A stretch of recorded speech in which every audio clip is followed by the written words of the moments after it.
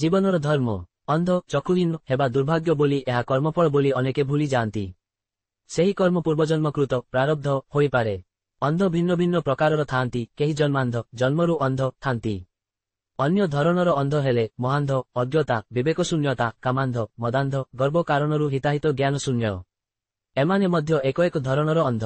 ଏମାନଙ୍କ ଚକ୍ଷୁ ଉପରେ କୌଣସି ପଟଳ ପଡ଼ି ନଥାଏ, ଅସଲରେ ମନ ଉପରେ ଶକ୍ତି ପରଦା ପଡ଼ିଥାଏ, ଯାହା ସେମାନଙ୍କଠାରେ ଭଲମନ୍ଦ ବିବେଚନା କରିବାର ଶକ୍ତି ଲୋପ କରିଦେଇଥାଏ।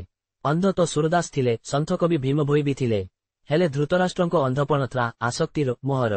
ଏହା ଥିଲା ଅସୁରକ୍ଷାର ଅନ୍ଧପଣ, ଅନିଶ୍ଚିତତା ଅନ୍ଧପଣ। ଏହା ମହାରାଜ ଧୃତରାଷ୍ଟ୍ରଙ୍କୁ କିପରି ଘୋର ଅନିଶ୍ଚିତତାର ଭିତରେ ତିଳ ତିଳ କରି ମୃତ୍ୟୁ ଯନ୍ତ୍ରଣା ଭୋଗିବାକୁ ଦେଇଥିଲା ତାହା ସମସ୍ତେ ଜାଣନ୍ତି। ବ୍ୟାସଦେବଙ୍କ ଭଳି ମହାୟଶା ଋଷିଙ୍କ ସହ ସମ୍ପର୍କ, ଭୀଷ୍ମଙ୍କ ଭଳି ମହାତ୍ମାଙ୍କ ସାନ୍ନିଧ୍ୟ, ଦ୍ରୋଣ, କୃପାଚାର୍ଯ୍ୟଙ୍କ ଭଳି ଆଚାର୍ଯ୍ୟଙ୍କ ସହ ସମ୍ପର୍କ, ସର୍ବୋପରି ଭଗବାନ ଶ୍ରୀକୃଷ୍ଣଙ୍କ ଭଳି ଅବତାରୀ ପୁରୁଷଙ୍କ ସଂସର୍ଗ ଧୃତରାଷ୍ଟ୍ରଙ୍କ ଅନ୍ତର ଭିତରେ ଜମାଟ ବନ୍ଧା ଅନ୍ଧପଣକୁ ଦୂର କରିବାରେ ସହାୟକ ହୋଇପାରି ନଥିଲା। ଧୃତରାଷ୍ଟ୍ରଙ୍କ ନିକଟରେ ସଞ୍ଜୟ ମହାତ୍ମା ବିଦୁରଙ୍କ ଭଳି ଧର୍ମାତ୍ମା ଥିଲେ ମଧ୍ୟ ଦୁହିଁଙ୍କ ସତ୍ ଉପଦେଶ ପ୍ରତି ଦୃଷ୍ଟି ଦେଇନଥିଲେ। ଜନ୍ମାନ୍ଧ ଅପେକ୍ଷା ଆସକ୍ତି, ମୋହ ର ଅନ୍ଧପଣ ତ୍ୱରିତ ଗତିରେ ବଂଶନାଶ ପଥରେ ନେଇଯାଇଥିଲା। ଶକୁନି ଚତୁରତାର ସହ ଦୁର୍ଯ୍ୟୋଧନଙ୍କୁ ଆୟତ୍ତରେ ରଖି ଗୋଟି ଚଳାଉଥିଲେ, ଯାର ଟେର ପାଇ ନଥିଲେ ଦୁର୍ଯ୍ୟୋଧନ।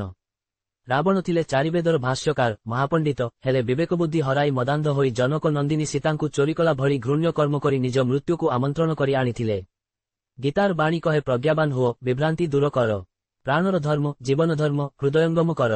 ପ୍ରାଣ ଯାଉ ଅଥବା ରହୁ, ଏହା ବିଚାରଣୀୟ ପ୍ରସଙ୍ଗ ନୁହେଁ। ପ୍ରାଣଧାରଣ କରି ପ୍ରଜ୍ଞାବାନ ହେବା ବିଚାରଣୀୟ। ଧର୍ମଶାସ୍ତ୍ରର ଦର୍ଶନ ହେଲା, କଣ ନିତ୍ୟ କଣ ଅନିତ୍ୟ, କେଉଁଟା ଉଚିତ କେଉଁଟା ଅନୁଚିତ କର୍ମ ତଥା କର୍ତ୍ତବ୍ୟ ଅକର୍ତ୍ତବ୍ୟ, ଏହା ବିବେକର ଅନୁଶାସନ ମାନି ସ୍ଥିର କରିବା ଉଚିତ। ବାଣୀର ପ୍ରୟୋଗରେ ସଂଯମ ଅବଲମ୍ବନ କର। ଅହଙ୍କାରୀ ହୋଇ ନୀତିହୀନ ଆଚରଣ କଲେ, ଶାଳୀନତାକୁ ଭୁଲିଯାଇ ବାଣୀର ଦୁରୁପଯୋଗ କଲେ, ଗର୍ବ, ଦମ୍ଭ, ଅଭିମାନ କବଳିତ ହୋଇ ନିଜକୁ ଶ୍ରେଷ୍ଠ ବିଚାରିଲେ, ଦୁର୍ଯ୍ୟୋଧନ, କଂସ, ରାବଣଙ୍କ ଭଳି ନାଶ ଯିବା ସୁନିଶ୍ଚିତ।